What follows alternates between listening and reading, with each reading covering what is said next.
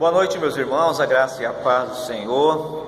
Nós estamos virtualmente nos comunicando, porque hoje não foi possível estarmos realizando o nosso culto presencial.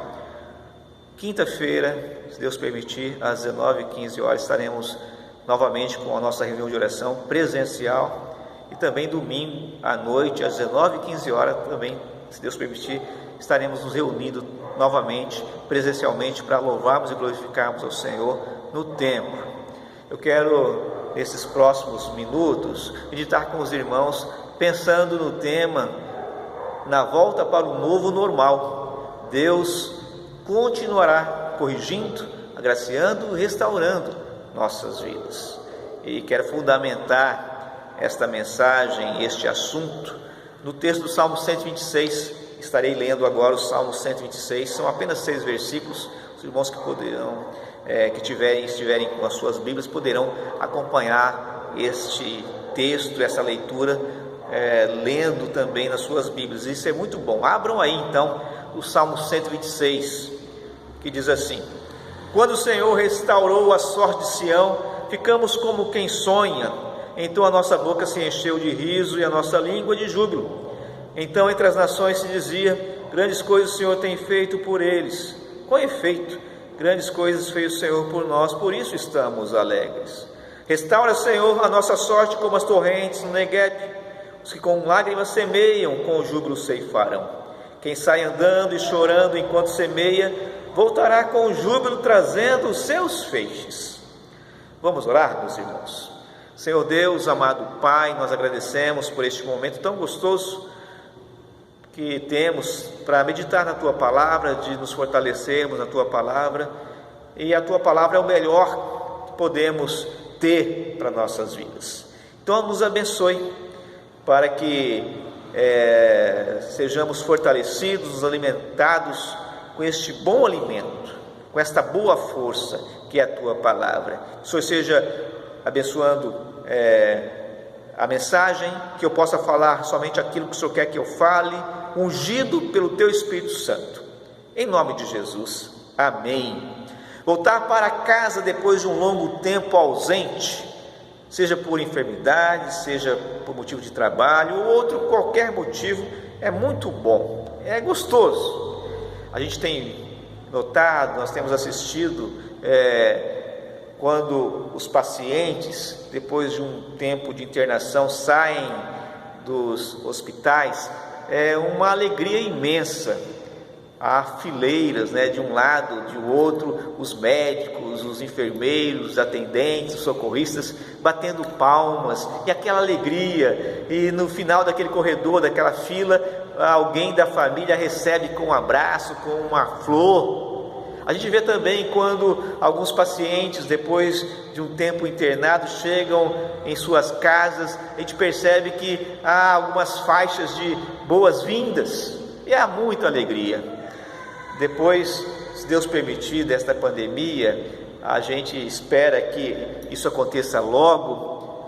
Os médicos, os que estão tratando dos pacientes, também voltarão para suas casas, e haverá muita alegria. O comércio, as fábricas vão voltar ao normal, haverá novamente, as escolas estarão abertas, as igrejas estarão se reunindo com seus membros, novamente, sem restrições.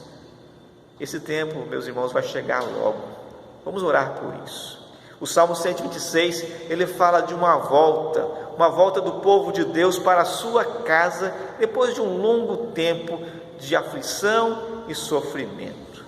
E na narrativa do salmista, a gente percebe alguns momentos. E o primeiro momento deste salmo é o momento da intervenção da graça, que é visto esta intervenção dos versículos 1 ao 3. Antes desta intervenção graciosa de Deus, o povo viveu 70 anos no exílio, lá na Babilônia. Foram momentos de aflições, de sofrimento, de tristeza. E Jeremias, no capítulo 29 de Jeremias, ele escreve uma carta dizendo para este povo se preparar para viver na Babilônia durante muito tempo. O tempo do cativeiro seria longo, Ao contrário do que alguns falsos profetas haviam dito, que seria no máximo 2 anos, Jeremias escreve dizendo: olha, vocês deverão se preparar para viver aí muito tempo.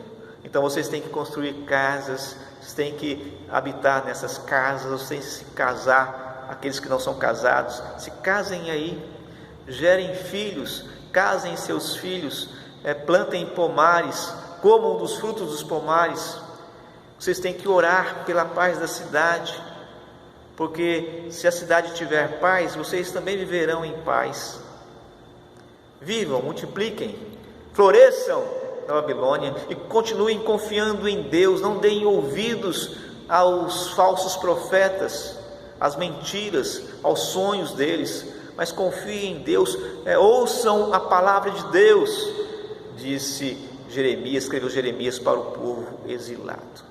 Jeremias estava lá em Jerusalém, a cidade estava destruída, assolada, havia muita fome, muita tristeza, muita dor, mas ele entendia que ele estava ali porque Deus queria que ele estivesse em Jerusalém, e o povo que estava no exílio estava ali porque Deus queria que estivesse ali, e o tempo era de Deus, o lugar que Deus enviou era o lugar que Deus queria que eles estivessem, e o tempo da duração do exílio, do sofrimento, Deus estava no controle deste tempo. Meus irmãos, quando o povo voltou 70 anos depois do exílio, 70 anos de sofrimento, o povo voltou do cativeiro, e lá nesse tempo eles não tocavam harpas, eles não tinham vontade de cantar, por estarem longe de casa, viviam amargurados, rancorosos. O Salmo 137 fala sobre esse momento, quando eles diziam: nos salgueiros que estavam às margens dos rios da Babilônia, nós penduramos as nossas harpas. E aqueles que nos levaram cativos, eles nos pediam canções, mas como cantar em terra estranha? Diziam eles. Então, rancorosos, eles amaldiçoavam o povo daquele lugar e aqueles que os levaram cativos. Agora, meus irmãos, de volta para Sião, eles estavam com vontade de cantar. Ao invés das lágrimas nos olhos, se viu o riso nos rostos. Com alegria, os cânticos brotavam nos lábios, cânticos de louvor. As nações que no passado zombaram e desejaram o mal deles, reconheceram a bênção de Deus sobre eles e disseram: grandes coisas o Senhor tem feito por estes. Eles são abençoados de Deus, vejam como estão alegres, vejam como cantam, como se glorificam a Deus, estão de volta para a casa deles. Não era sonho, meus irmãos, era realidade, tão real que a gratidão, o reconhecimento brotaram dos seus lábios. De fato, disseram eles, de fato o Senhor tem feito grandes coisas por nós, por isso nós estamos alegres. Percebe-se, meus irmãos, que quando a graça de Deus alcança o seu povo, quando a mão de Deus, a agraciadora, abençoadora alcança o seu povo, ela não provoca um riso ou um sonho qualquer, mas um sentimento santo, verdadeiro e real. Esse foi o primeiro momento, um momento que parecia sonho, mas era real, era bom, um momento de muita alegria, de muito cântico, de muito louvor e adoração ao Senhor.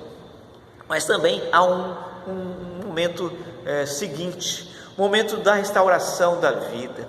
Dos versículos 4 ao 6 nós temos este momento, o momento da restauração. E nós vemos que este momento ele vem quando o povo vê a necessidade que estava à sua frente. A cidade estava destruída, havia um povo doente, o campo estava seco, não tinha lavoura, não haviam animais pastando, precisava ser reconstruído, tudo de novo, precisava ser semeado. Então este povo clama por restauração. O verso 4 diz: restaura, Senhor, a nossa sorte como as torrentes no Negueb. Eles lembraram de um fato que acontecia lá no deserto do Negueb. O Negueb é uma região muito seca, deserta, e não há vida no Negueb, no deserto do Negueb. Mas de quando em quando Deus permitia que houvesse ali uma chuva muito forte, uma torrente de água descia do céu, e então nas valas enchia-se uma enxurrada de água, e aquela enxurrada ela percorria o deserto, levando vida para o deserto. E quando acontecia isso, o deserto ficava florido, se enchia de vida.